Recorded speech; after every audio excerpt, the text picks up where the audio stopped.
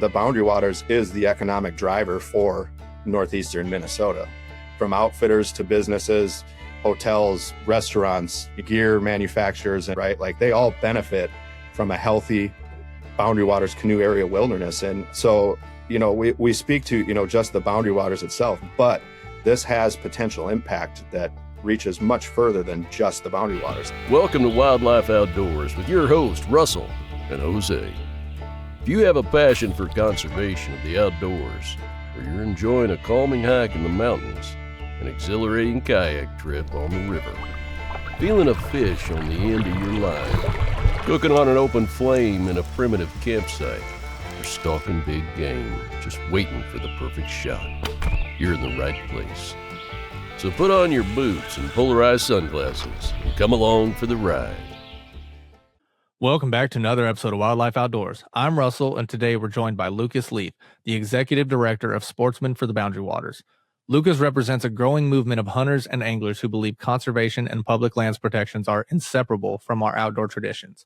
Today, we're diving into what's really at stake in the fight to protect the boundary waters and why sportsmen are stepping up at a critical moment. How you doing, Lukas? Welcome to the show. I'm great, Russell. Thank you so much for having me. It's a great opportunity to just discuss what's going on with the boundary waters right now and how hunters and anglers play a key role in the efforts in conservation.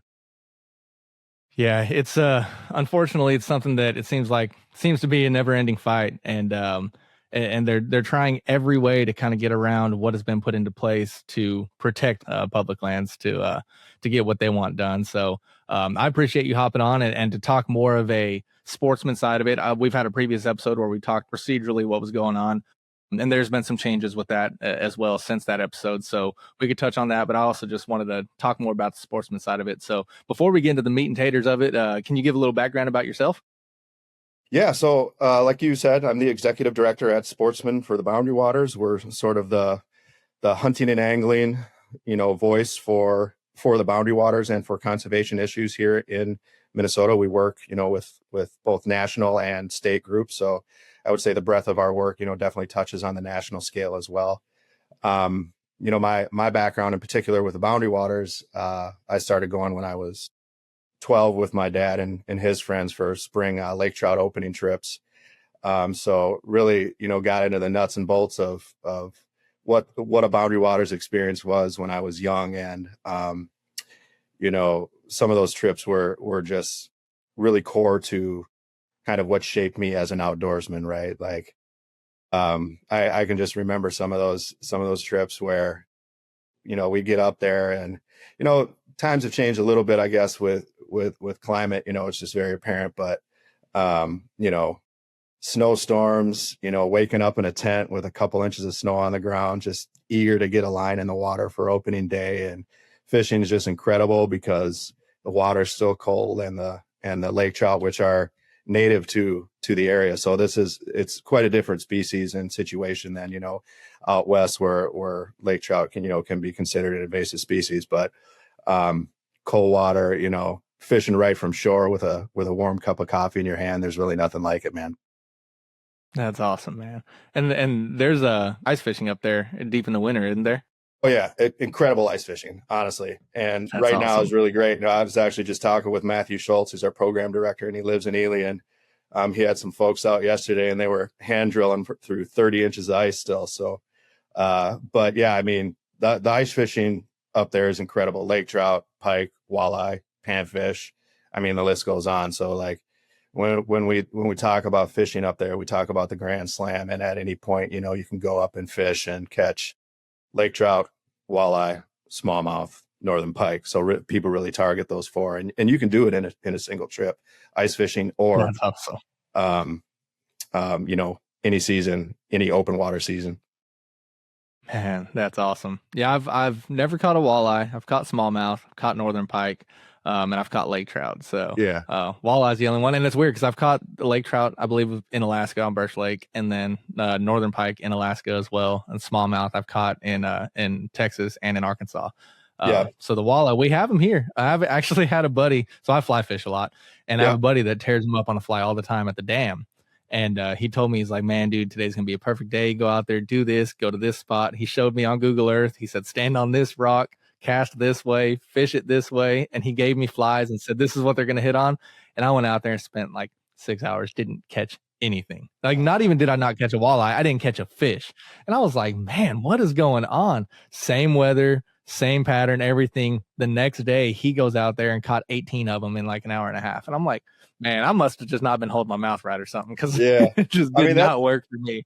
That's how it happens though, right? Like, you get so excited after a buddy gives you like a good spot and some good techniques, and you go out there and you just get skunked. And I mean, it's just fishing, not catching, right? Like, exactly. Yeah, the unfortunate byproduct of something we all love to do. But I mean, a line in the water is a line in the water, right? And that's the most important Hey, thing. a bad day fishing is better than a good day at work, right? Exactly.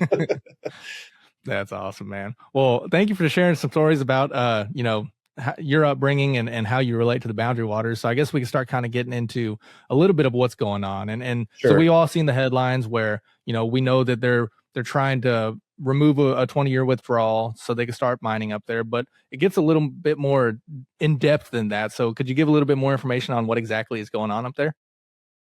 Yeah, absolutely. So, it's been sort of a long-standing, fight to protect the boundary waters, and that area in particular, which is the Rainy River watershed, super water-rich, interconnected environment, from proposed copper nickel mining, non-ferrous mining. And the company proposing that is Twin Metals Minnesota. It's owned by Antofagasta, which is a Chilean mining conglomerate.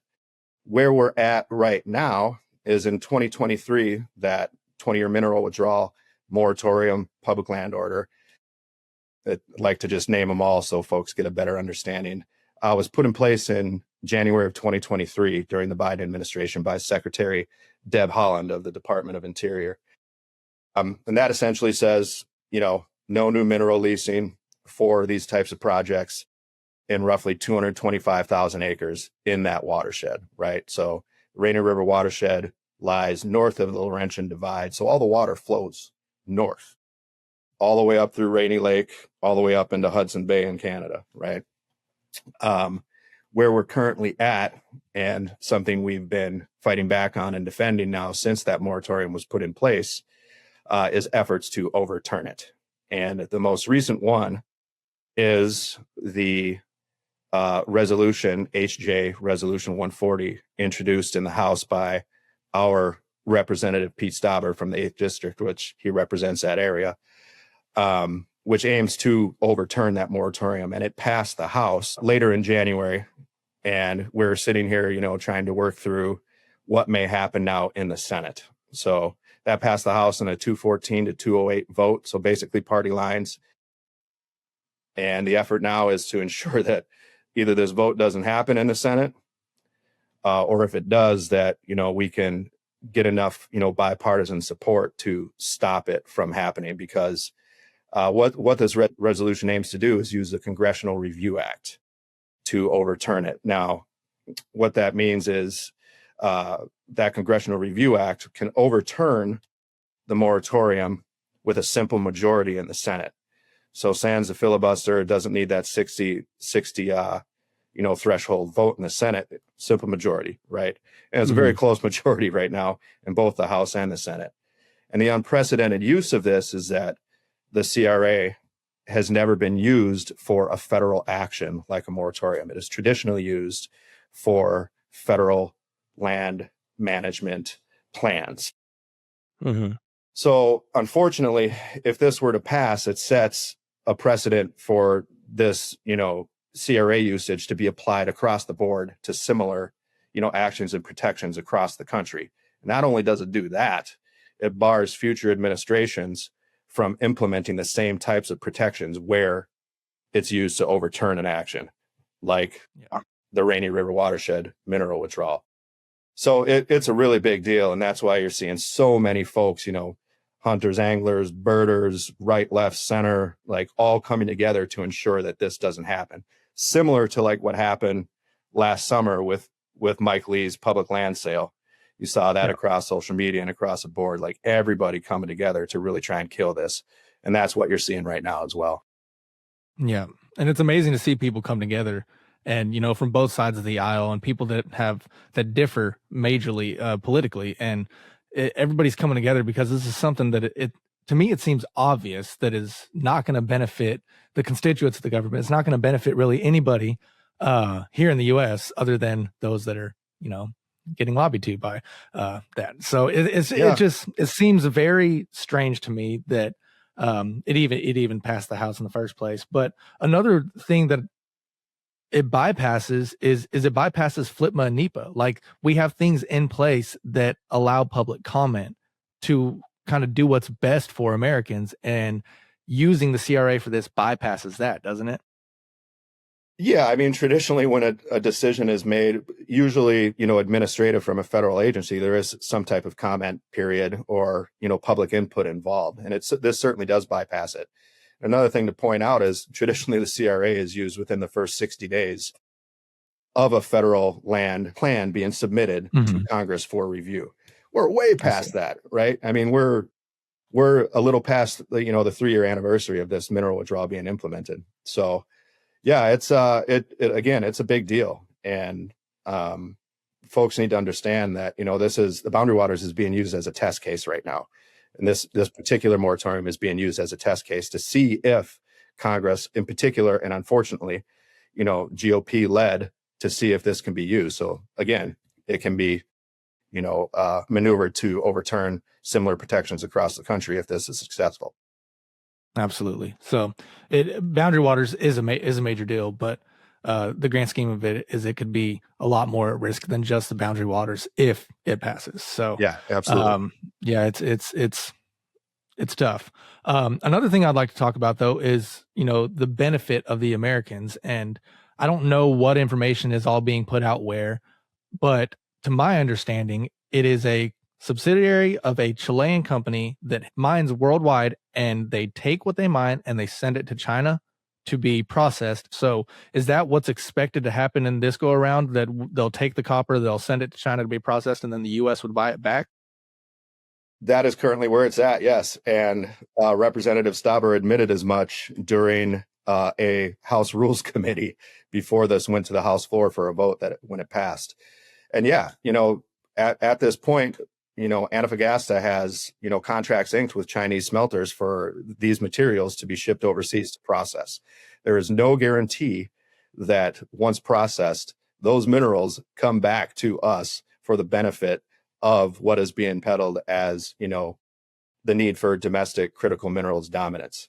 So once those materials, hit the Chinese smelters, once processed, global market, no guarantee to come back. So yeah, that's a big deal. And, we're essentially looking at, Antofagasta making the money and not putting anything back into the local economy. Yeah. So it doesn't look like it's going to benefit us one way or the other. And one thing's that it's going to cause pollution. There has been no case in history where copper sulfide ore mining has been done without causing pollution that is higher at the rates that they expected when they submitted their plan. And not only that, like that type of mining is typically done in arid areas, not near watersheds or upstream from major, water connections like the Boundary Waters. So it's like comparing apples and oranges, not even the same thing. And it just seems like there's nothing to benefit from this situation. Right. I mean, those are facts. Non-ferrous mining in particular, copper nickel mining has a bad track record. And, whether it's a Canadian mine or whether it's, American on American soil, there has been pollution in some form. And as you mentioned, this is an extremely water-rich environment. We're talking about, within the Superior National Forest, that the Superior National Forest holds 20% of the fresh water in the entire national forest system. And to put that in perspective, SNF is 3 million acres and the national forest system is 193 million acres, right? And the Boundary Waters lies within the Superior National Forest, and it's adjacent to Voyageurs National Park, which is also, under threat from the potential pollution of this mine as well. Yeah, man. So where does the fight stand currently? So you said that we're just waiting on Senate. So we're recording this probably about a week before we're expected to see a vote in the Senate. They'll come back on February 23rd. And you said probably midweek is when the vote will probably be made, right? It's potential, right? Like it was delayed last week. We would like to think that the pressure being put on, force the Senate to push it into this next session that starts. on February the 23rd. At this moment, we have not heard any information on whether it's going to be brought to a vote next week, which is good.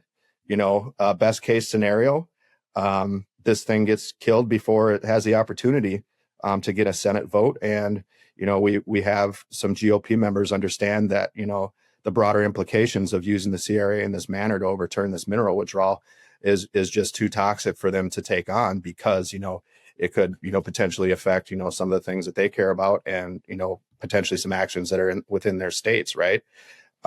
So the work is being done both, in DC and at the state, and from grass tops to grassroots, right. Social media to like you mentioned, lobbying in offices, right. We all hands on deck is what we've been saying. And that's really what it is right now, which is great. Yeah. So many people see this as like an environmentalist issue, but I can't think of anybody better to talk to other than you about the fact that it's not just an environmentalist issue. Like Boundary Waters is fundamentally a sportsman's issue. Yeah, I mean, it's an everybody issue, but yeah, it's fundamentally a sportsman issue. Again, I mean, it's a world-class hunting and fishing destination. Folks understand that. Folks travel from across the world and across America to come and experience what that is. And, again, the fishing's phenomenal. So a lot of people come directly for that opportunity, but also great hunting opportunities that, we're really trying to ensure and showcase right now as well. And that's whitetail, that's black bear, that's rough and spruce grouse. There's duck hunting. I mean, the list goes on, right? And it's a true backcountry wilderness experience, because you're carrying all your stuff in. You're only canoeing. It's only by manpower. So it's really a fulfilling style of hunting and fishing, comparatively to your classic stand hunting or drive up and pop in a boat, right? Like, which are all great and when we love doing. But it's a different feel, it's a different experience when you're doing that within a wilderness area as well. Yeah. And it's a true wilderness area that is the most visited wilderness area in the country. Yep.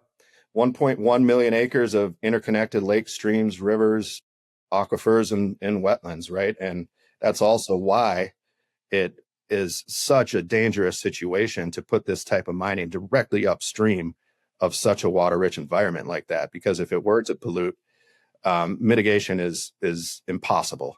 That you're never getting that out of there, and it affects it from the aquatic environment all the way up to human health.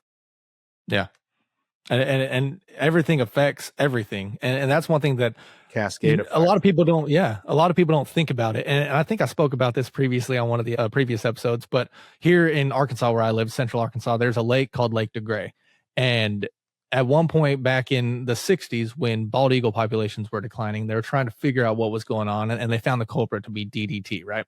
So then they started making all these changes. Government wasn't allowing DDT to be used. It got outlawed, and we started seeing bald eagle populations actually increase everywhere except for one place in the country, and that was Lake DeGray here in Central Arkansas. And so they brought all these biologists in trying to find out what exactly was going on. And it turns out that there was this kind of bacteria that was growing on the hydrilla in the lake.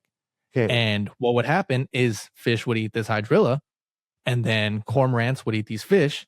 Cormorants would end up getting infected by this bacteria, and it would cause brain lesions, which would cause them to be lethargic and or die early. Well, then the cormorants became a natural food source for the bald eagles. Well, then the bald eagles were having the same thing, getting brain lesions and dying. So the only place in the entire country that was declining in bald eagles was just due to a simple bacteria that was growing on this plant in the water. So what they did is they brought in sterile grass carp, helped the issue, and now we have bald eagles nesting all over the place, all over that lake. It's a beautiful thing to see. Like you said, it's a cascade effect. So you make any issues upstream and it pollutes the water, it's going to affect everything, not just fish populations.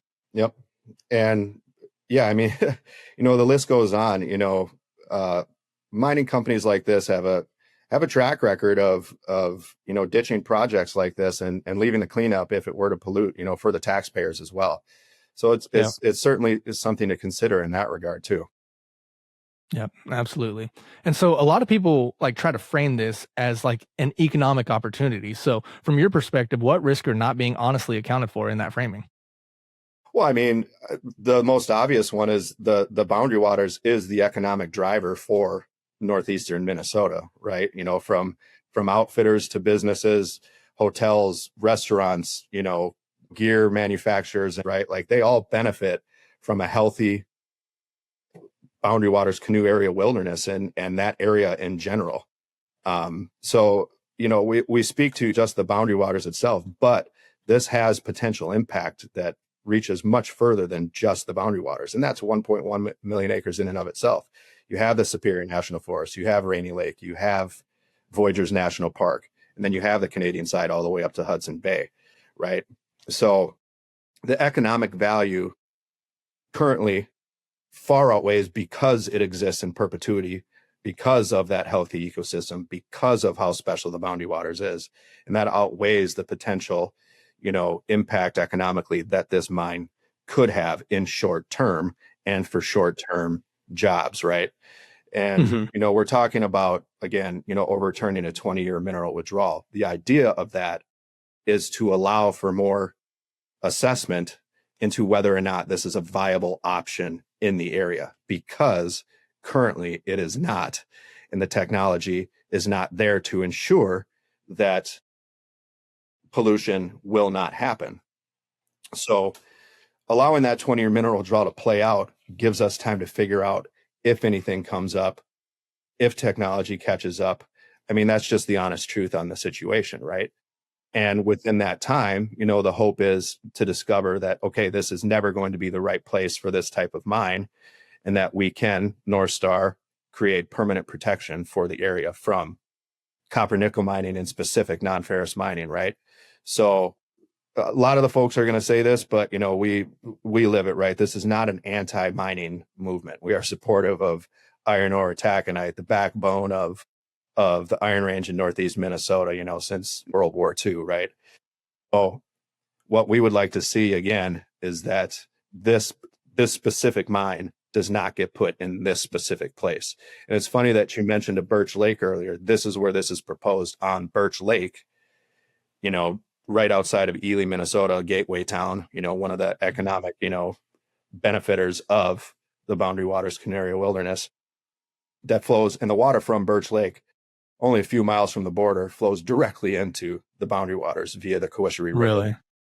So, I mean, it is right there. Yeah. And so some people may ask this question, like, is there a realistic scenario where we can have the best of both worlds, where they'll be able to mine and will not have, polluted water? But it seems like, from what you just explained, that the technology just isn't there. And so, like, in a perfect world scenario, yeah, they would be able to have a similar area where they can run tests without causing major pollution and say, yes, it is viable. But currently, with the technology that we currently have, it just doesn't seem viable. No, it is not. And that's the thing. And the whole purpose of a 20-year mineral withdrawal put in place is because it's not, right? It gives time for some of that to potentially catch up. And it's just, right now it's not there. And there's no proven technology or a situation where that could catch up in time either. Right. So again, like, there's potential other places where this can be done, but track record is not in the favor of this industry right now. And, in such a water rich environment, the implications are dire comparatively. So. Yeah. Well, let's talk about the implications and pertaining specifically to the boundary waters. So if this protection is overturned, who benefits and who bears the long-term cost? I mean, you spoke earlier about how, historically what happens is mining companies will have a major pollution issue and then they just back out, and then it's left to the government or the people to pay taxes to clean it up. So let's talk about worst case scenario so people know what we're actually dealing with. Well, I mean, currently Antofagasta is the one that benefits from this, right? It is the foreign mining company that is coming in to the U.S. to put a mine in on American soil that will extract these minerals, as we mentioned earlier, that will be shipped overseas to China for Chinese smelters and then distributed on the global market. There are currently no smelting operations in the U.S. where these minerals and these materials that will be extracted can be processed in that would guarantee that these critical minerals come back to the United States. So it is very clear that the benefactor of putting this mine in place right now is the foreign mining company. Yeah.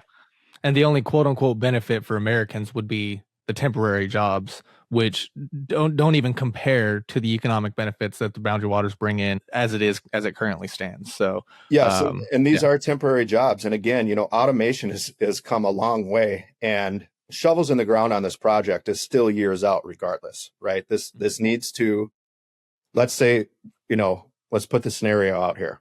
Let's say the Senate passes HA Resolution 140, right? Goes to the president's desk, he signs off, 20-year mineral draw is overturned. Then Twin Metals would need its leases renewed.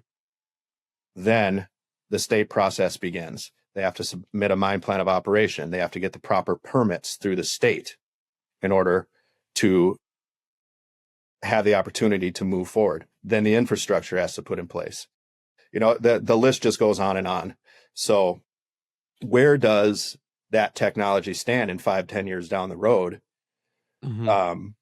Does it create jobs? Does automation take over? Because right now automation is moving faster than the project is, right?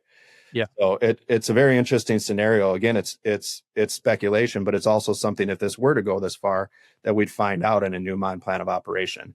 God forbid, we're hoping that doesn't happen, but best case scenario again is this resolution gets killed in the Senate and we move on, ensuring that we're defending, the boundary waters from these types of, attacks throughout the rest of the administration, because it will continue to happen. Yeah. And so the long-term costs far outweigh whatever economic benefit we may temporarily get.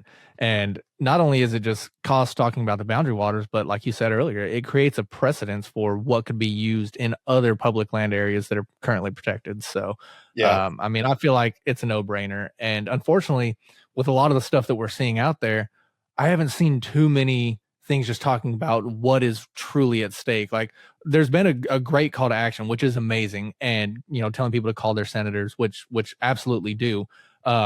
But I just want to get all the information out there, like what exactly we're looking at. And so that's why I'm glad that I had you on here to kind of explain that, get a little bit deeper, more or less of a surface level thing that's been talked about, which, social media, everybody has, the attention span of a goldfish nowadays. So it's kind of difficult. Yeah. You got to get the high points out, right? When you're doing social media in emails, it's the high points that you get out, so folks kind of understand what the immediate, threats and implications are. But hopping on and doing podcasts and interviews, in-person events and stuff gives you more opportunity to really dig into the nuts and bolts. Absolutely. So speaking on like in-person events, so what is the most effective action like a regular person can take right now to influence the outcome to this? Every senator's vote counts, right? In Minnesota, we're still asking that, our senators, even though both Senator Smith and Klobuchar, are on our side in this one, they have their, favors within Congress, and they're doing their work to help, move votes in the right direction. But, whether you're in Minnesota, if you're out of state, getting a meeting, with your senator's office and telling them how important protecting the boundary waters is and to vote no on this is probably the single most, effective thing you can do. Senators, elected officials listen particularly to their constituents. It is very important to them. Making those calls into your senators' offices, social media, tagging your senators, resharing stuff, joining a conservation organization so you can stay updated, signing action alerts. Our action alerts, like ours in particular, emails your senators directly. And the message that we have, sort of teed up is also editable. So you can, put in your thoughts if you'd like, but the top line points are there. So all of those things are super important. Just getting involved on every single level that you can, especially in this moment. Yeah, absolutely. And the clock is ticking. Like I said when I introduced the episode, like we're probably about a week away from a vote, if it goes to vote in the Senate. And we need to act prior to that and we need to come full force and unite and come together to stand up for something that is truly American that no other country in the world offers. And we Absolutely. need to protect it. Yeah. And like I'm saying, I mean, this is not like, and unfortunately, like we were talking about earlier, a lot of these conservation issues are really turning into a left versus right thing. This is not. And our outdoor wild places and landscapes it is not a Republican or a Democrat issue. It is an everyone issue, right? This is everyone coming together. Let's dust off the playbook of working together without politics and ensure that we're protecting places like this for future generations. We're not creating new ones right now. Right now, the precious wild places that we have are being stripped from us, and we need to be cognizant of that. That the boundary waters is one, but the threats across the nation are real, because our bedrock environmental laws are being gutted, and our wild places are being exploited. Yep, absolutely. So we talked a little bit about like calling your senators and trying to get a meeting with them. So how exactly does this process work in DC? So a lot of people, and I've been the first one to say that I didn't know how the inner workings of that work previously. And I didn't specify on a previous episode, and I kind of want to get this out here, that I said I was against lobbying. And I didn't mean that in the sense that in and of itself, lobbying is bad. I meant it in the sense that corporate lobbying and dropping millions of dollars on these politicians to do what's best for them, not what's best for their constituents, is kind of what I was referring to. But how does that whole process even work? Well, I mean, let's start with the calls first, right? That one's super easy. You're calling the U.S. Capitol switchboard at 202-224-3121. The operator of that switchboard will ask you a question. You can tell them which office you're looking to get in contact with, and the operator will put you directly in touch with that office. And once you're in contact, you can say your piece. You can tell them how important boundary waters protections are. You can address what other issues that are important to you as well. So that one's super impactful. And those offices listen, and they are tallying those calls that they're getting. So calling is the single best thing you can do, and the easiest. When it comes to meetings, you can schedule meetings in state with your federal elected officials, like your House reps and senators too. They're not always in DC. You can also meet with your state representatives, also critically important. If you happen to want to fly to DC, my best suggestion and the easiest one would be to work with a conservation organization to help schedule those meetings for you.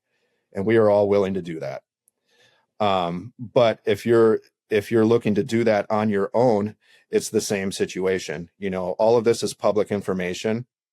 You can look up your elected official's office, find the email to contact the office, and ask for a meeting and tell them who you are and why you'd like to meet.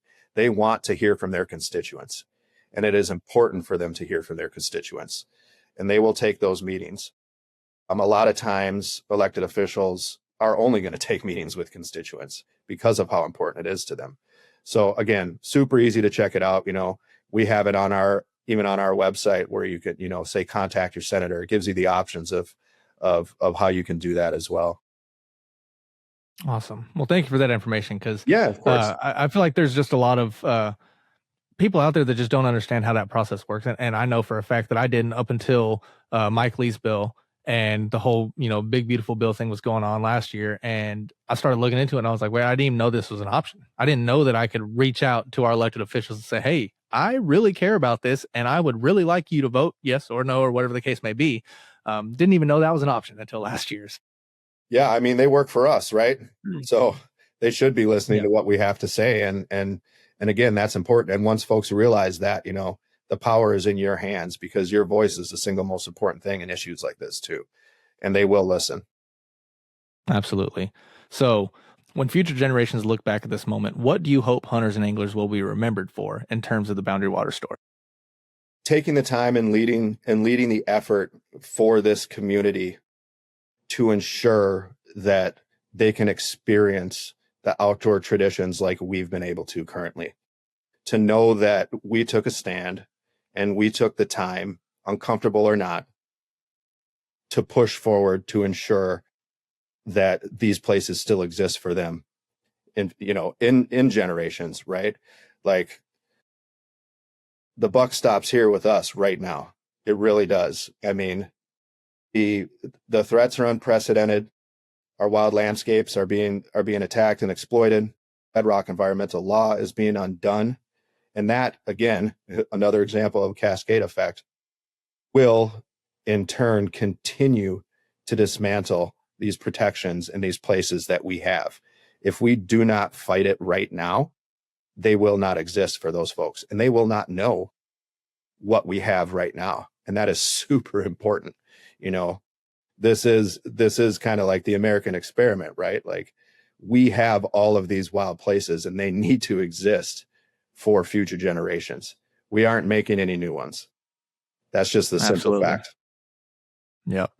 No more land gets made. So once it's gone, it's gone. And once it's polluted, I mean, you're talking decades of trying to clean it up and still never getting it back to what it was like. I mean, it's pristine right now. It is pristine right now. Exactly. And you make any changes.